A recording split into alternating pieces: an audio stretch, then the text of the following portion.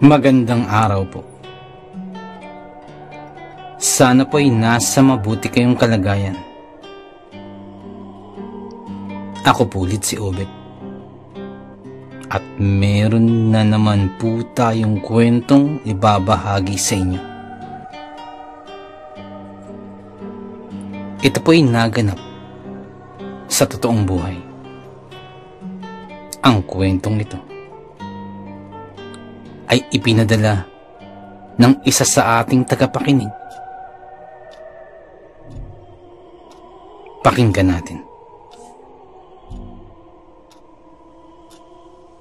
Tawagin niyo na lamang po ako sa pangalang Angelo.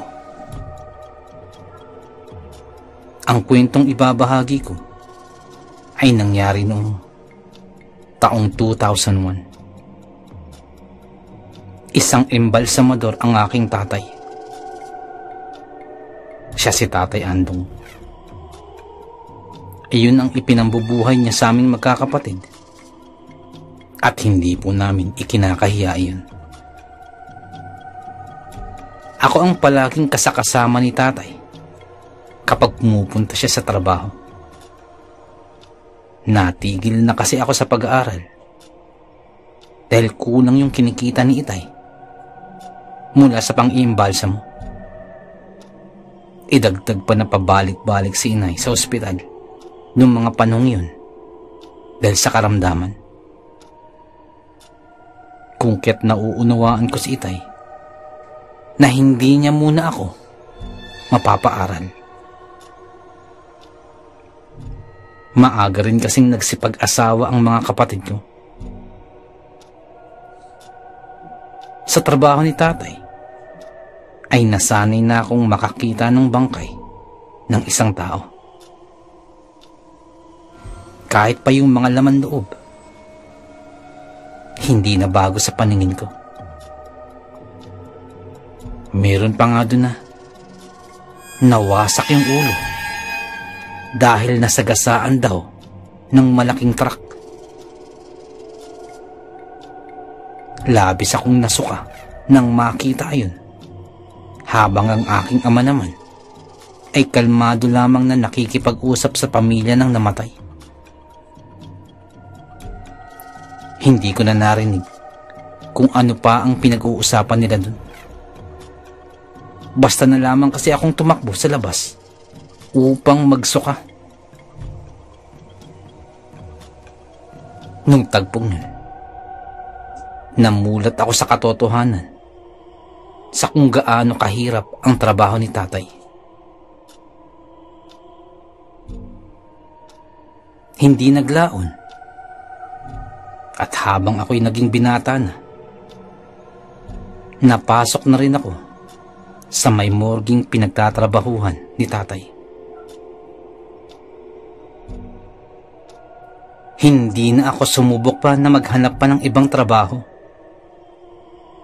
Sa palagay ko ay mas mainam na ito sapagkat mas malapit ito sa amin. At nakikita ko si tatay na napapansin ko na dahan-dahan na rin itong nagkakasakit. Sa palagay ko ay kailangan niya ng kahalili. Isang gabi, may isang matandang inihatid sa morgue na pinagtatrabahuhan namin. Inatake raw ito sa puso. Kung titingnan mo rin naman, para lamang itong natutulog. At bahagya pa itong mainit-init. Dahil ayon sa mga kaanak, kamamatay pa lamang daw nung matanda. Nung pinulsuhan naman namin, ay wala na talaga. Kahit yung puso niya ay wala ng tibok. Nag-antay pa kami ng ilang oras pa bago namin simulang imbalsamuhin yung matanda. Malamig na rin ang bangkay nang simulan namin iyon.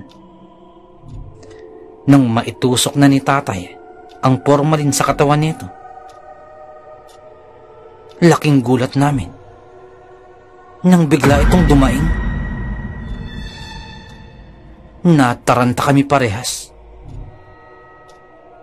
Umabot na rin sa 1 minuto ang pagdaing nito bago kami nagkatinginan ni tatay. Napamura si tatay. Patay na yan eh, di ba? Di ba? Wika pa ni tatay. Ako naman ay hindi nakaimik sa sobrang takot at pag-aalala. Paano nga kaya kung buhay pa talaga yun? Maaaring kami nga ang nakapatay doon.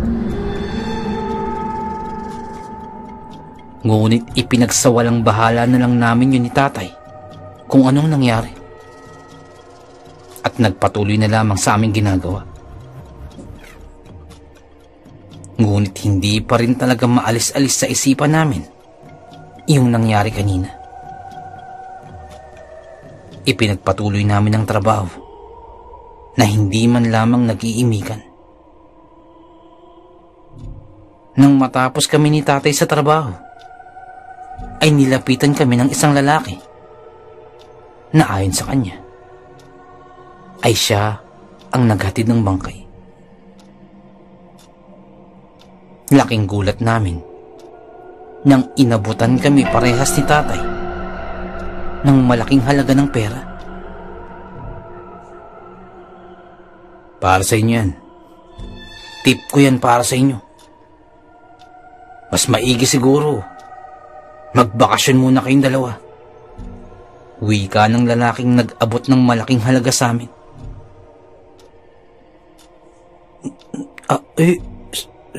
Salamat po, pero bakit po? Tanong ko naman sa nangangatal na boses. Ngumisi lamang ang lalaki. At saka na umalis ito.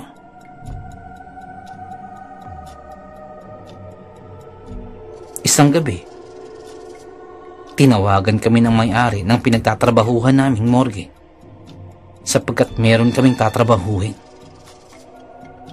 Madalian daw ng pag-imbalsamo. Nabagsakan raw ng semento yung ulo. Dali-dali kaming pumunta ni tatay. Pagdating namin dun, kalunos-lunos ang nangyari sa pasyente. Wasak na wasak ang ulo. At hindi ko na makita kung nasaan na yung utak. Kahit ilang beses na akong makakita ng ganun, ay hindi ko pa rin talagang maiwasan na kilabutan. Madaling araw na nang matapos namin ang trabaho. Wala na kaming masakyan noong mga oras na yun. Kung kaya't pinili na lang namin ni tatay ang maglakad. Habang nasa kalagitnaan ng paglalakad, napansin namin ni tatay na parang may sumusunod sa amin kanina pa. Kapag lilingunin naman namin,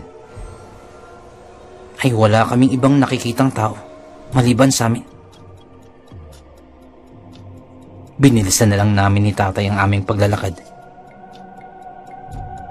Hanggang sa may naamoy kaming mabaho. Hindi maintindihan ang amoy. Parang magkahalong gamot sa patay at pinaghalong laman loob. Kinabahan kami ng husto ni tatay. Lalo na't madilim sa bahaging iyon. Buti na lamang talaga ay may natanaw kaming liwanag na papalapit sa amin. Isa itong tricycle na sakto namang napadaan at walang sakay. Mabilisan namin yung pinara ni tatay at sumakay na agad-agad. Laking pasasalamat na lang talaga namin nun at may nasakyan pa kami. Pagdating sa bahay, pinag-usapan pa namin ni tatay ang mga nangyari. Biro pa ni tatay. Baka multo yun, yung nakita natin. Sabay tawa. Pagkatapos nun,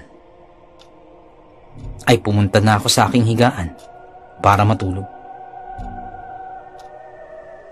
Subalit hindi pa ako magawang dalawin ng antok. Kung kaya't napagdesisyonan kong tumambay muna sa labas upang makalanghap ng sariwang hangin at magpalamig. Habang nakaupo ako sa bangkong yari sa kawayan, bigla ko na namang naamoy yung naamoy namin ni tatay kanina habang kami naglalakad. Tumingin ako sa paligid. Ngunit wala talaga akong nakikitang iba. Nakaramdam na ako ng takot. Kung kaya't mabilisan na lang akong pumasok sa bahay at sinarado ng maigi ang mga pintuan. Habang nasa malalim na pag-iisip tungkol sa mga nangyari, hindi ko na malayan na nakatulog na pala ako. Paggising ko kinaumagahan, laking tuwa na ipinakita ni tatay sa akin ang isang second-hand na motor na kanyang nabili. Sa isip-isip ko, ay maigi na ito sapagkat may magagamit na rin kaming masasakyan, lalo na kapag ginagabi sa trabaho. Maganda pa yung motor. Bago pa tingnan. Binenta lamang ito ng kapitbahay namin dahil nangangailangan ng pera. Naging maayos naman ang mga araw na yun. Maging ang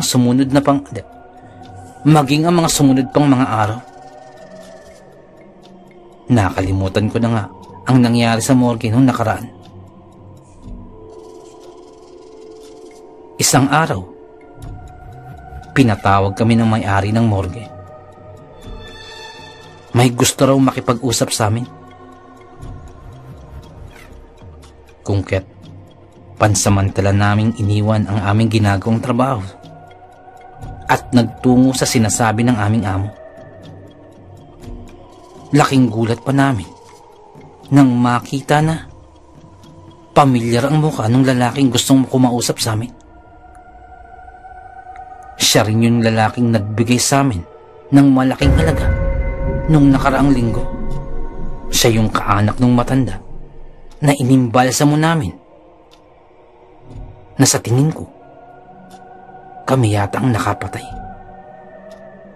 Ngunit haka-haka ko lamang yun. Wala pa yung katotohanan. Ngunit, malamig na rin naman ang matanda nung sinimulan namin ang proseso. Kaya, ipinagkibit balikat ko na lamang.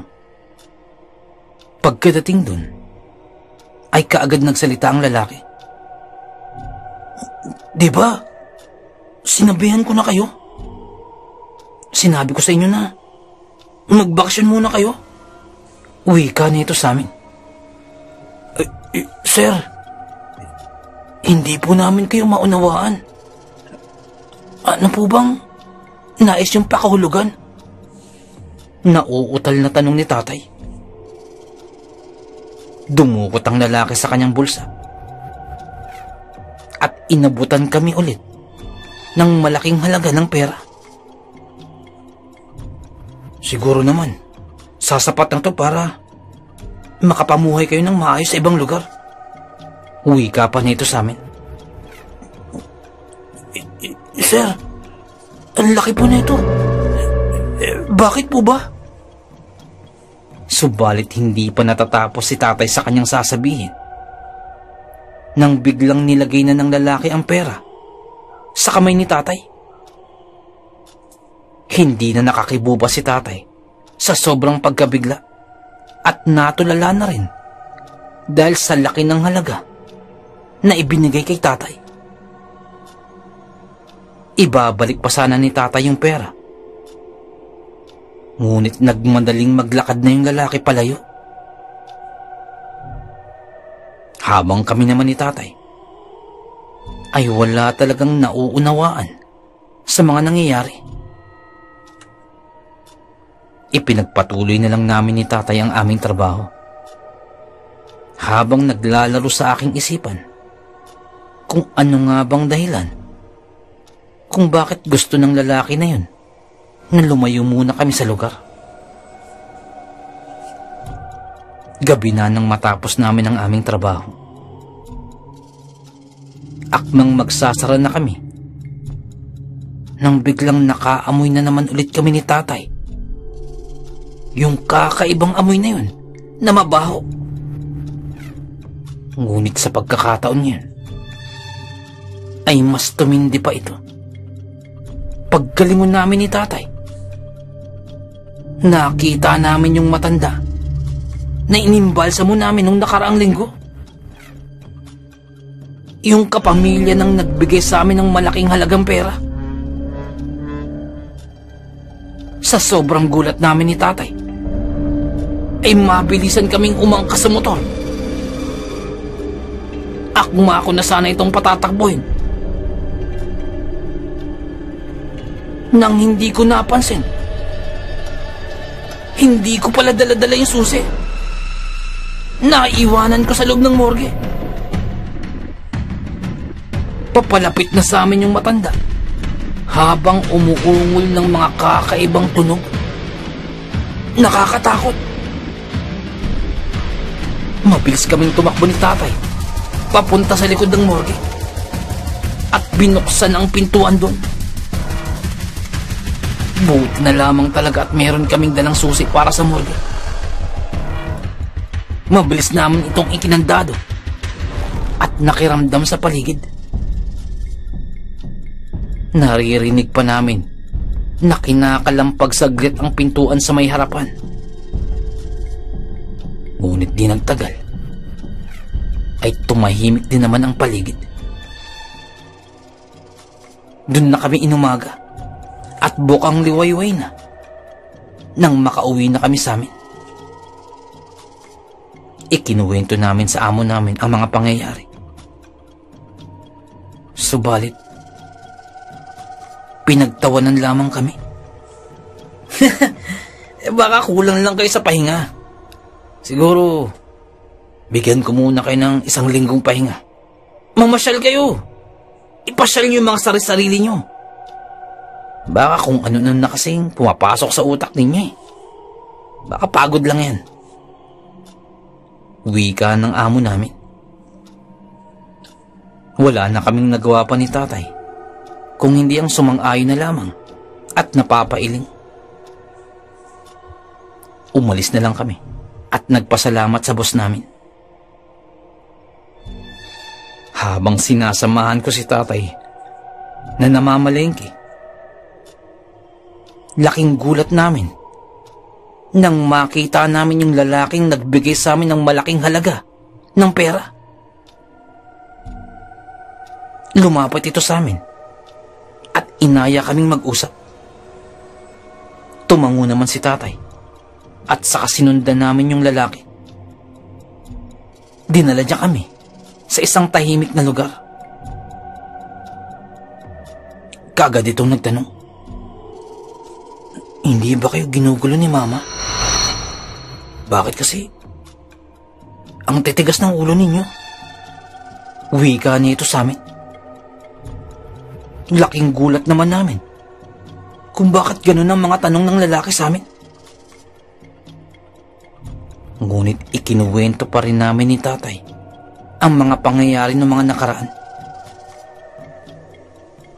Dito namin nakita na parang nabahala ang lalaki sa aming mga kwento. Totoo nga ang sabi-sabi. Wika ng lalaki sa amin sa mahinang boses. At saka ito nagkwento. Alam nyo, noon pa man, hindi na ako naniniwala sa kwento ng ibang tao.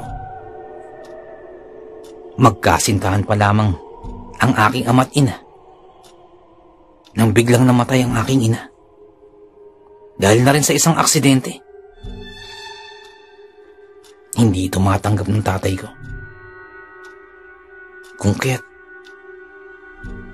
nakipagkasundo ito sa demonyo upang buhayin daw si nanay. Nabuhay nga si nanay.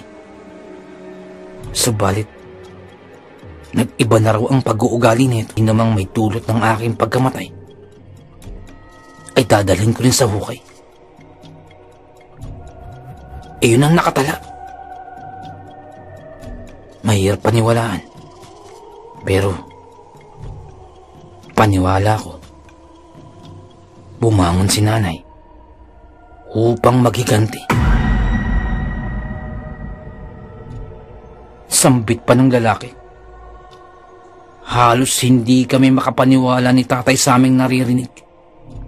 Gulat na gulat kami sa ikinuwentong yun ng lalaki. Sa isip-isip namin, nagtrabaho lang naman kami ng marangal. Tapos biglang aabot sa ganito. Maya-maya pa'y nagsalita pang muli yung lalaki. Kung ako sa inyo, umalis na kayo sa lugar nito. Baka sakaling mahirapan na siyang habulin kayo. Lalo na kapag tumawid kayo ng dagat. Takot ang mga amalanhig sa tubig dagat. Mas makabubuti kung umalis na lang kayo. Gamitin niyo yung perang binigay ko sa inyo upang makapagsimulang muli. Pagkatapos magkwento, ay kaagad naglakad ang lalaki palayo sa amin. Nagkatinginan kami ni tatay. At walang pag-aalinlangan na. Magpasyang lisanin na ang Isabela kinabukasan. Kinagabihan nun. Sa bahay na namin natulog yung kumpare ni Papa. Sa bahay na namin natulog yung kumpare ni tatay. Siya ang may-ari ng jeep na sasakyan namin. Inarkila namin ito. Patungong pier, sapagkat marami-rami kasi kaming magkakapatid. Idagdag pa yung mga bagahe na dadalhin namin. Habang nagliligpit si nanay ng pinagkainan namin sa hapunan, biglang umalulong ang mga aso. Kasabay nun, ay kakaibang baho ang naamoy namin nung gabi niyon. Mabilisan naming ikinandado ni tatay ang mga bintana at pintuan. Habang yung mga kapatid ko naman ay litong-lito sa mga nangyayari. Sumunod na lamang kayo. Ito yung dahilan kung bakit aalis tayo rito. Wika ni tatay sa kanila sa pabulong na boses. Gulat na gulat naman yung kumpare ni tatay sa mga kaganapan. Magtatanong pa sana ito nang biglang nakarinig kami ng kakaibang ungol na sa tingin ko'y nagmumula sa isang nahihirapang matanda na nasa labas. Parang sa labas ng bahay namin ito naririnig. Tumindi na rin ang amoy ng baho na naaamoy namin. Ilang sandali pa ay may kumatok na sa pintuan. Nung unay dahan-dahan lamang, ngunit papalakas na ito ng papalakas. Takot na takot kaming lahat nun. At laking gulat pa namin nang biglang binalya ang aming pintuan. Akala namin ay magpapatuloy ang ganong kaganapan. At sa awa ng Diyos, ay tumigil din naman. Ngunit pagsapit ng 11:00 ng gabi, nagasing kami sa kalabugan sa pinto. Nang tingnan namin sa siwang, laking gulat namin na hindi lamang iisang bangkay ang naroroon sa labas, ngunit marami sila. At ang matanda na ikinuwento ng lalaki, ang siyang parang nangunguna sa kanila. Napamura si tatay ng malakas habang ginigising sila nanay at ang aking mga kapatid. Hindi rin maipaliwanag ang aking nararamdaman habang papalapit sa aming bahay ang iba pang mga bangkay. Hanggang sa naisip namin na sa may bintana sa gilid ng aming bahay, doon kami dadaan. At tiyempo'y doon din nakaparada ang jeep ng kumpare ni tatay. Wala na kaming pagpipilian pa, sapagkat malapit na ring masira ang aming pintuan sa dami ng mga bangkay na bumabalya rito. Unang tumalon papunta sa jeep yung kumpare ni tatay, sapagkat siya ang magmamaneho. Napansin ko na rin na parang naihina ito sa kanyang salawal dahil sa labis na takot. Sumunod akong tumalon sa jeep.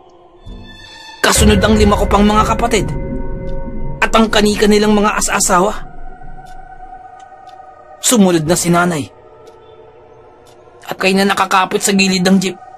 Ngunit agad itong pinaghahampas nila tatay gamit ang mga pamalo at itak. Ang ibang mga kamay nito'y naputol pa at nakabitaw sa jeep.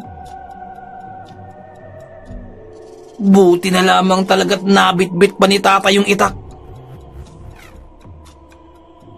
Ngunit mas lalo kong kinilabutan nang biglang sumampa ang matanda sa harapan ng sasakyan.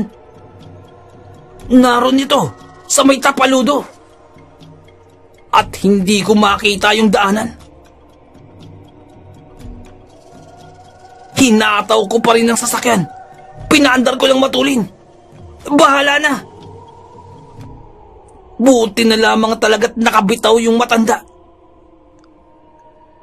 Nang dumaplis ang aming sinasakyan sa isang puno ng saging, takot na takot ako ng mga sandaling yan. Hanggang sa marating na namin ang konkretong kalsada. Ngunit hindi ko pa rin nilubayan yung silinyador. Tinodo ko na talaga ang takbo ng sasakyan.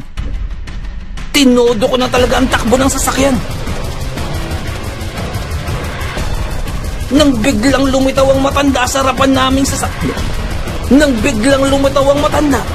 Sa daraanan namin. Ngunit hindi na ako nagdalawang isip pa. Sinagasaan ko ang matanda. Rinig na rinig ko ang pagsipaglago-tukan ng mga buto nito. Di naglaon. Napansin na lamang namin na wala nang sumusunod pa sa amin. Ngunit hindi ako naging kampante. Patuloy pa rin ako sa pagpatakbo ng mabilis. Hanggang sa makarating kami sa pier. Pagkadating namin dun, ay saka pa lamang din nagising ang kumpare ni tatay. Takot na takot ang kumpare ni tatay. Akala niya raw katapusan na ng mundo. At bilang pakonsuelo sa kumpare ni tatay, tinriple ni tatay ang bayad sa kanyang jeep. Hindi rin kasi biro ang perang ibinigay sa amin ng lalaki. Malaking halaga talaga. At bukod dun, binayaran na rin ni tatay ang mga magiging sira sa jeep nung inarkila namin.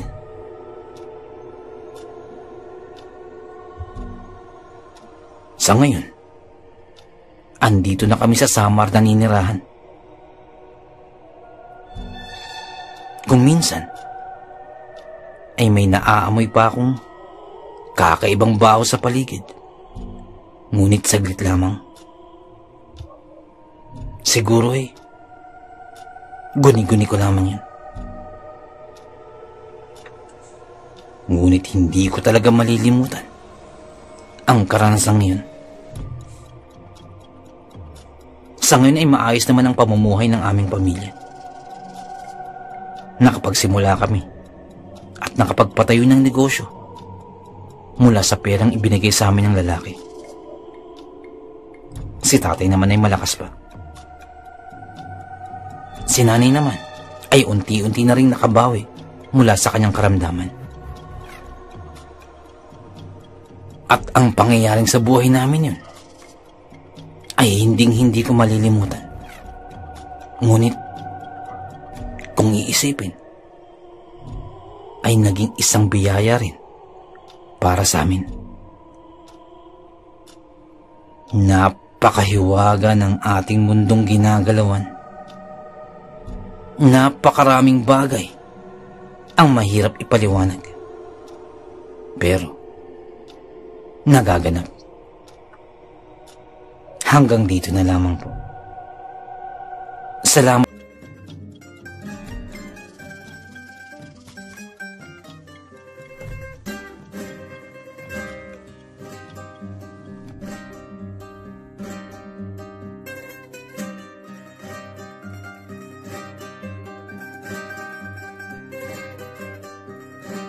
Nais ko lamang pong magpasalamat sa lahat po ng sumusuporta sa ating channel, sa lahat po ng ating mga subscribers, sa lahat po ng ating mga listeners, mga silent listeners po, mga OFW listeners mula po sa iba't ibang panig ng mundo. Maraming salamat po sa pagsuporta po sa ating channel. At sa mga nagpadala po ng kwento, maraming salamat po. Ganun din po sa mga writers po natin na tumutulong sa ating channel. Maraming salamat po. At kung hindi po kalabisan, baka pwede pong please don't skip ads po. Napakalaking bagay po sa atin. Napakalaking tulong po sa ating channel. At paki-like na rin po ang ating mga videos para po dagdag po sa algorithm po sa ating channel para lalo po nating mapalaganap ang ating channel. Maraming salamat. Kumari din po, pwede pong paki-share po. Maraming salamat po. Nais ko lamang pong i-shout out si Ma'am Dalisay Concepcion. Shout out po sa inyo, ma'am. Nais ko lamang pong i-shout out si Boss Jimmy Kua. Shout out po sa inyo. Maraming salamat po sa pakikinig. At shout out din po sa may Samahang Maralita, sa mga tagapakinig po dyan. Maraming salamat po. Nais ko lamang pong i-shout out si Ma'am Elena Ravina Villanes. Happy 90th birthday po. More birthdays to come, more blessings and good health. Shoutout po sa inyo, Ma'am Elena. Shoutout din po kay Ma'am Jacqueline Espino. Shoutout po sa inyo. Shoutout din po kay Marlon Perez. Tito Boy, salamat po sa pakikinig. Shoutout po sa inyo dyan. Nais ko lamang pong i-shoutout si Boss Ruel Verano, dyan po sa may Cebu. Shoutout po sa inyo, boss. Shoutout din po kay Lola Cording ng Suha, San Teodoro, Oriental Mindoro. Shoutout po sa inyo dyan. Ang shoutout pong ito ay mula po kay Boss Andy Galoso. Shoutout po. Shoutout din po sa tropang One Battle. Mula po kay Boss Ryan Valenzuela. Shoutout po sa inyo. Kay Boss Biloy Sevilla, kay Boss Raul Manderegma, kay Boss Rundi Espiritu, Boss Oliver Sotel, Boss Nonoy Panesan, Boss Jun Lloyd de Los Angeles, Boss Stephen Sevilla, Boss CJ Kalikot, kay Boss Reynante Escunya, kay Boss Sam Tayas, kay Boss Doc Cesar Eusebio. Shoutout po sa inyo dyan po sa may Blooming Treat, Dimasalang.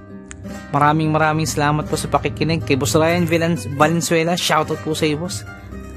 Nais ko lamang pong i-shoutout si Boss Sol Luna. Boss, shoutout po. Maraming salamat po sa pag-share po sa ating kwento. Salamat po, boss. At shoutout din po kay Boss Dipred. Boss, maraming salamat po. At kung may time po kayo, bisita lang po sa channel po ni Boss Dipred. Dipred Mystery Files. Magaganda po ang kwento ni Boss Dipred. May time po kayo, bisita lang po sa channel po niya. Shoutout po sa inyo.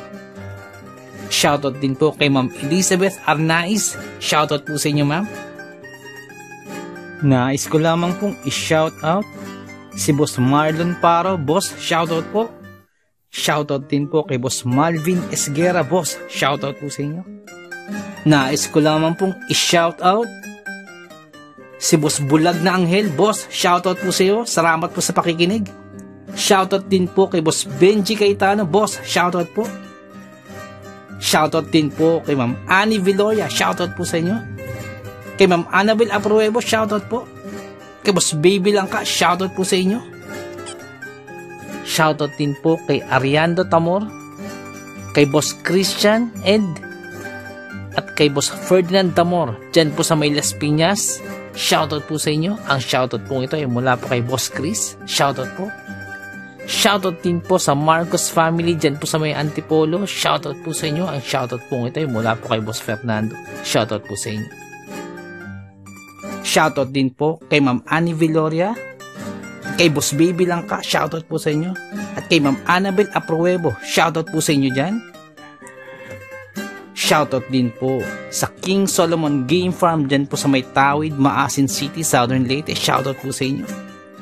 Shoutout din po kay Ma'am Rosie de Mesa. Ma'am, shoutout po. Shoutout din po kay Boss Real Mix Vlogs. May time po kayo, bisita na po sa channel po ni Boss Real Mix Vlogs. Shoutout po sa iyo, boss.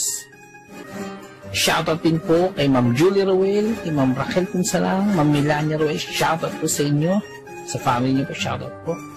Boss Loreto Ihaan Jr., shoutout po. Sir Ron Pilapi, dyan po sa Kentucky, shoutout sa iyo. Boss Liay Estoque, shoutout. Boss Edison Velasco, shoutout. Boss Rodney TV, may time po kayo, bisita na po channel po ni Boss Rodney TV. Vlogs niya po sa mountain bike.